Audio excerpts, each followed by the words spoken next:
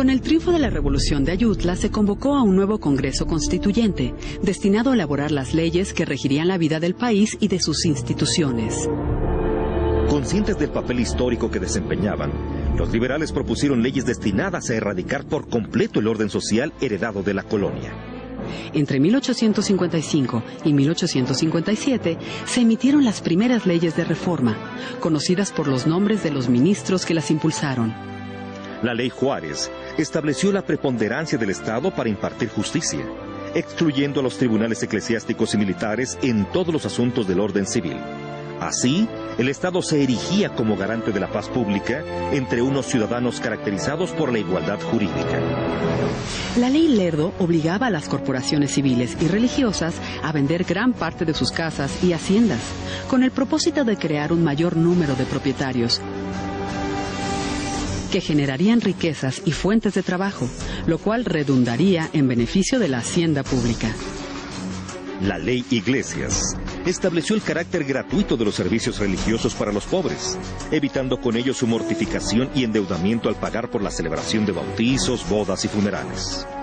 Las primeras leyes de reforma se promulgaron durante los gobiernos de Juan N. Álvarez e Ignacio Comonfort, quedando incorporadas en la nueva Constitución promulgada el 5 de febrero de 1857. Sin duda, aquella ley contenía preceptos de gran valor y trascendencia. Elevó a rango constitucional los derechos del hombre. Al respecto, declaró que todos los mexicanos son libres desde su nacimiento, con pleno derecho a la libertad de enseñanza, de profesión, de conciencia, de petición, de asociación, de desplazamiento en todo el territorio nacional, así como la garantía de no ser molestados en su persona, sus bienes, su domicilio y su correspondencia, a menos que la acción estuviera precedida por una orden judicial. Por otra parte, ratificó los principios de soberanía popular y gobierno representativo como cimientos del Estado mexicano y estableció el sistema de una república federal con la división tripartita de los poderes legislativo, ejecutivo y judicial. El bando conservador, apoyado por militares y miembros de la jerarquía católica, se opuso a la Constitución liberal, instituyendo un gobierno conservador y desatando la guerra civil entre 1858 y 1860. Sin doblegarse, el gobierno de Benito Juárez asumió la legitimidad del gobierno republicano y en un acto de valor y entereza promulgó las leyes de reforma. En 1859 se publicaron las siguientes: la Ley de Nacionalización de Bienes Eclesiásticos, con el propósito de financiar la guerra e incrementar el número de propietarios y contribuyentes. La Ley Orgánica del Registro Civil, que permitió al Estado asumir el registro de los nacimientos, adopciones, matrimonios y defunciones, generando documentos útiles para la identidad jurídica de los mexicanos y para gestiones o trámites personales ante las dependencias de gobierno. La Ley del Matrimonio Civil y la de Secularización de Cementerios, que establecieron un cuadro normativo sobre dos aspectos esenciales, como es la formación de la familia a través del vínculo matrimonial y la regulación de los espacios para el reposo de los difuntos.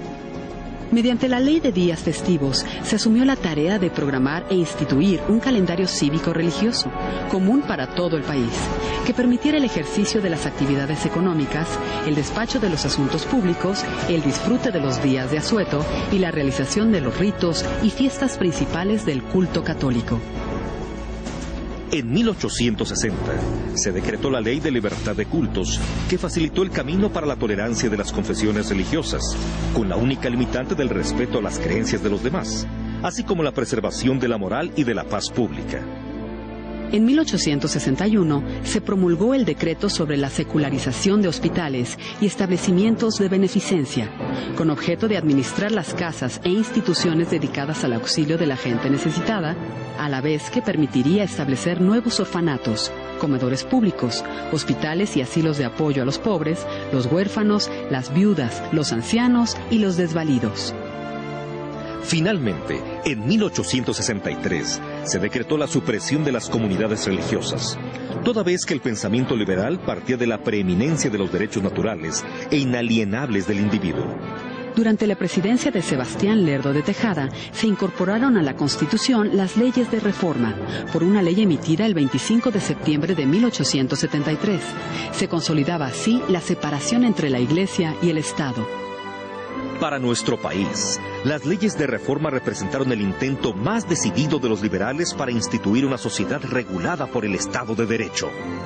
Fueron el punto de partida para la construcción de una sociedad moderna, cuyo legado actual son las instituciones que organizan nuestra vida, nuestros derechos y nuestras preciadas libertades.